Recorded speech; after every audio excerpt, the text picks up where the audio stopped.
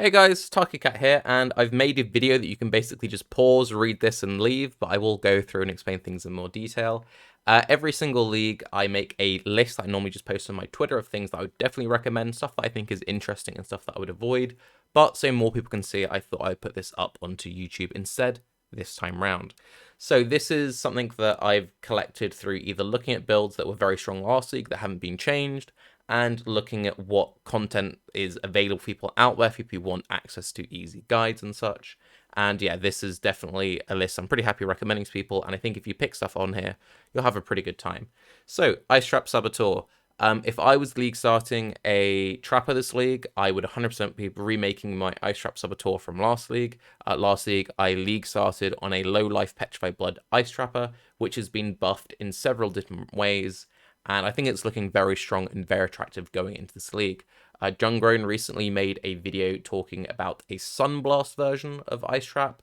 He mostly wants to use Sunblast from a bossing point of view. He himself wasn't too confident on it from a mapping point of view. With the changes they've done to Sunblast, I think trying to map with the new Sunblast will feel very uncomfortable unless you are using a skill with insane coverage, like a Lightning Trap, or using something which has auto-targeting. Say you were to use either like an arc trap or maybe like an Eye of Winter trap. So your coverage is so big that it doesn't matter that your traps are kind of proccing randomly after a delay and not proccing when enemies walk on them. One thing I think you could have a definite issue with if you're trying to map with something like Ice Trap with Sunblast Belt is you throw the trap doesn't trigger because it no longer triggers when it hits by enemies. The enemy walks away from the trap, and then after delay it procs, and like it misses half the pack. I think that could be very annoying to map with, but from a bossing point of view, yes, it will do quite a bit of damage. Poison Pathfinder.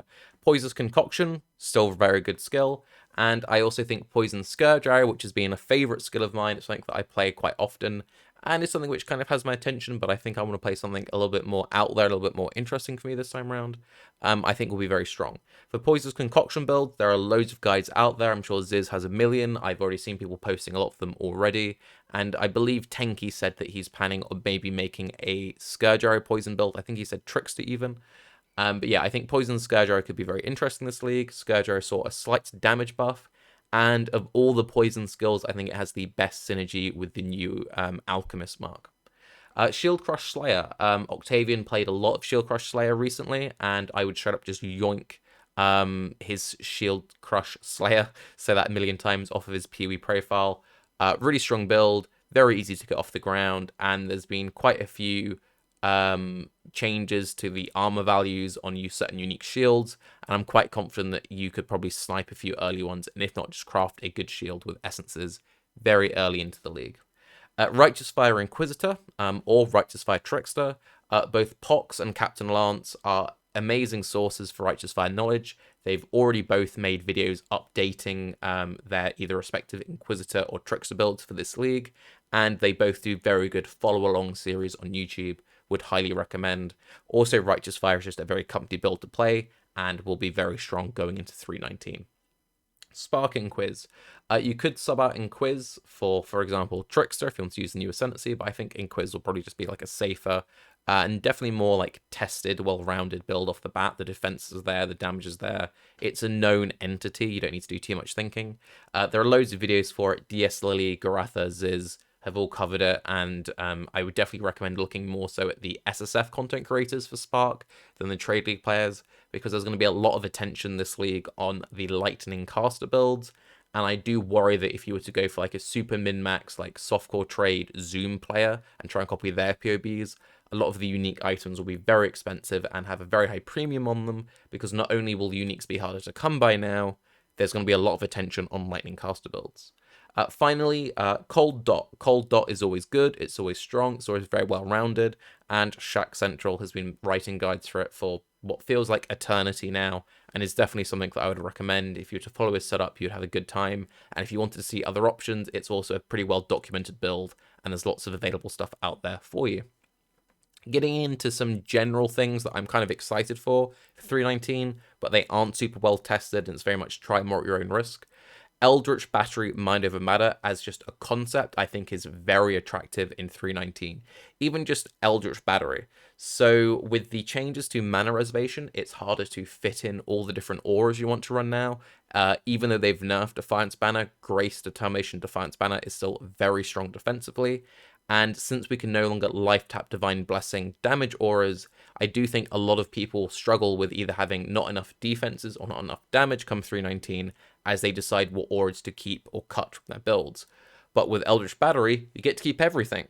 So you can reserve all of your mana, so that means that you're less vulnerable to the mana reservation changes. And you can still use Divine Blessings because you then just Divine Blessing with your energy shield instead of your life, so you can then still have extra auras that way. If you did if you did Eldritch Battery Mind Over Matter, that got buffed because Mind Over Matter is stronger on the tree now. And while straight mana Mind Over Matter builds aren't still in the best place, I do think that a Mind Over Matter Eldritch Battery build is looking quite attractive on either a Inquisitor or a Trickster, who are both very well-rounded and strong ascendancies these days. Insert Polymath Trickster build here. Loads of hype around the new Trickster Ascendancy for very obvious reasons. The Polymath node is very fun, very exciting. It is very fun to just like stare at Path of Building, counting all your different masteries. Thing I can't stress enough, because there's been a lot of confusion around that node, it's not a situation of every single mastery you take is giving you bonus damage and bonus recovery. It's every different mastery you take. So if you're, for say, playing a Ignite build and you took 5 fire masteries, you're not getting 3% more damage for each. You're not getting a total of 15% more damage from those masteries. You get it for each different mastery. So that'd be, for example, like a fire node, maybe a life node, maybe an ES node, maybe a mana reservation node, stuff like that, right? So you want to be looking at lots of different masteries, but you also don't want to be overcommitting to the meme and making trees with like 15 different mastery types, but then your build is just a mess. Very much, I would say the sweet spot is kind of looking for 8 different masteries is pretty easy to fit into a lot of builds. Let's say that you're playing, for example, I don't know, a Soul Rend build, that's kind of popular at the moment. You could do Chaos Mastery.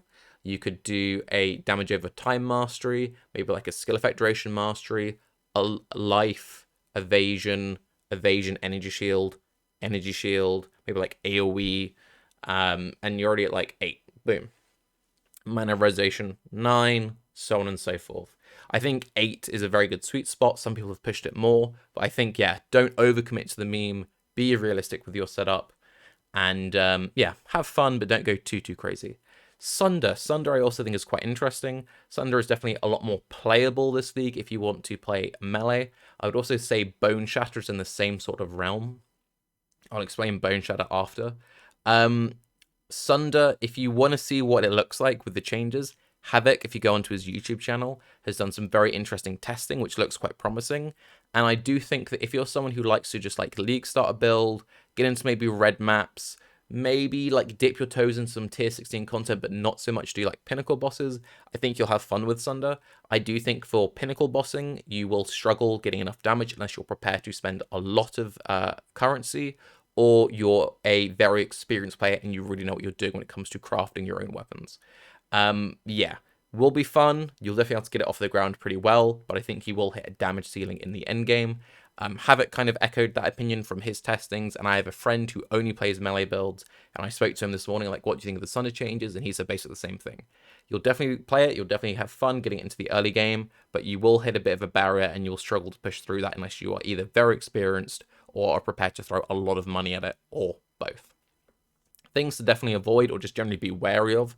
I get sent a lot of Path of Buildings. People are like, hey, I want to make a build specifically around this one unique, especially if it's a unique with a wide range of roles on it. Uniques are going to be much rarer these days. GG said they're making uniques harder to come by. But also with the changes to Divine Orbs and the insane premium on Divine Orbs, you're going to be much less likely to use Divine Orbs on items, because the Divine Orb itself will be worth like 1,000,000 times the price of the unique. If you're spending like 50C on the unique, but in a trade league the Divine Orb is worth like 300C, yeah, you're not going to want to throw a divine on that unique. So be wary about needing certain unique items in the early days of the league, especially if that unique has a very wide range on it. But anyway, that's what I generally recommend. Let me know what you're sort of thinking, and I will make a proper like path of building video in the coming days once I've really locked into what I want to play and I know what I'm doing. Thank you for the bibbity boop boop. Have a good day. Bye bye.